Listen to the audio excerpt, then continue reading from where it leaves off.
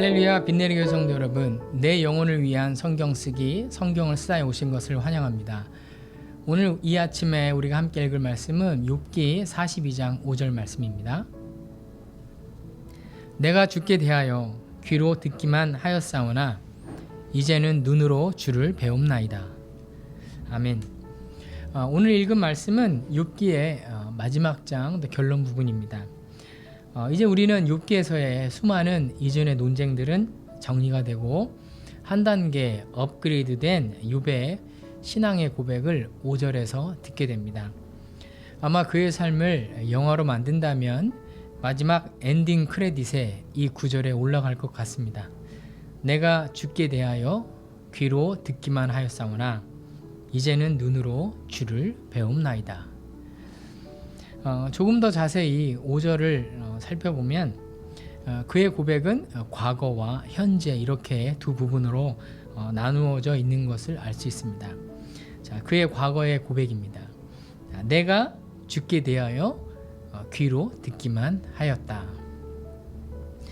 그는 자녀들을 위해서 제사들을 드린 것을 보아서 아마 족장으로서 제사장의 역할을 한 것 같습니다. 그는 하나님을 향한 예배를 드렸던 사람이었고 그 누구보다도 하나님께 가까이 있었던 사람이었습니다. 그러나 그는 놀랍게도 자신이 귀로만 하나님에 대해서 들었다라고 고백을 하는 것입니다. 그러니까 하나님을 잘 알지 못했다는 것입니다. 우리가 무언가에 대해서 귀로만 듣는다는 것은 어떤 한계가 있을까요? 일단은 정확하지 않습니다. 간접적입니다. 그리고 감정적일 수 있다는 것이죠. 그래서 결국은 내 편견이 생길 수가 있는 것입니다. 그러니까 나중에는 전혀 사실을 다르게 바라보는 것입니다. 그러니까 욥 자신을 포함한 유대인들은 하나님이 어떤 분인지 제대로 알고 있지 않았습니다. 유대인들이 고난에 대한 가지고 있었던 그들이 교리들이 있습니다. 그것은 고난은 죄 때문이다 라는 것입니다.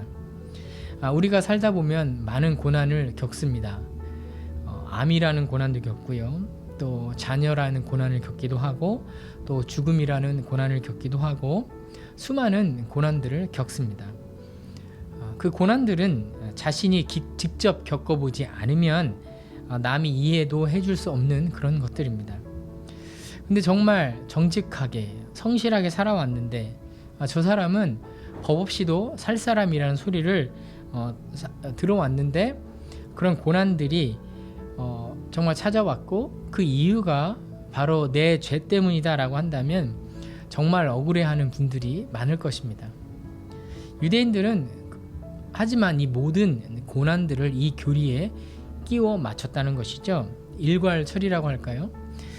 예를 들면 이렇습니다. 당신 아파? 그거 죄 때문이야. 장애가 있어? 그거 죄 때문이야. 우리가 누군가가 어려움을 당하면 얼핏 그런 생각 들지 않습니까? 저도 어릴 적에 누가 아프거나 어떤 문제가 생기면 그 사람이 죄를 지어서 그래 라는 생각을 신앙생활을 하면서도 좀 많이 했던 것 같습니다. 그러니까 욥도 예외는 아니었습니다.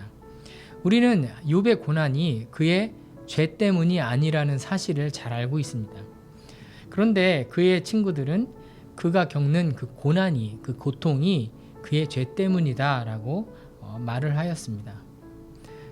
어찌 보면 욥 자신도 이런 시각을 가지고 하나님을 대하고 또 하나님에 대해서 오해했는지 모르겠습니다. 그러니까 하나님의 시선으로 보지 못한 채 말입니다. 욥이 제사장의 삶을 살면서 하나님을 잘 아는 것처럼 알고 있었지만 오히려 하나님은 그로 하여금 이런 고난을 겪어내는 것을 통해서 새로운 인생에 대한 통찰을 갖게 하셨습니다.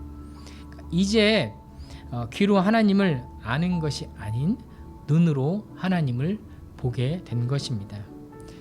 이제 과거의 고백을 지나 현재의 고백을 이렇게 합니다.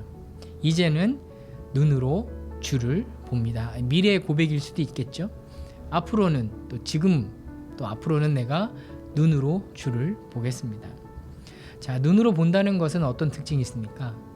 난 정확합니다. 그리고 팩트죠. 또 바꿀 수가 없습니다. 그러니까 내 편견이 들어갈 수가 없는 것입니다.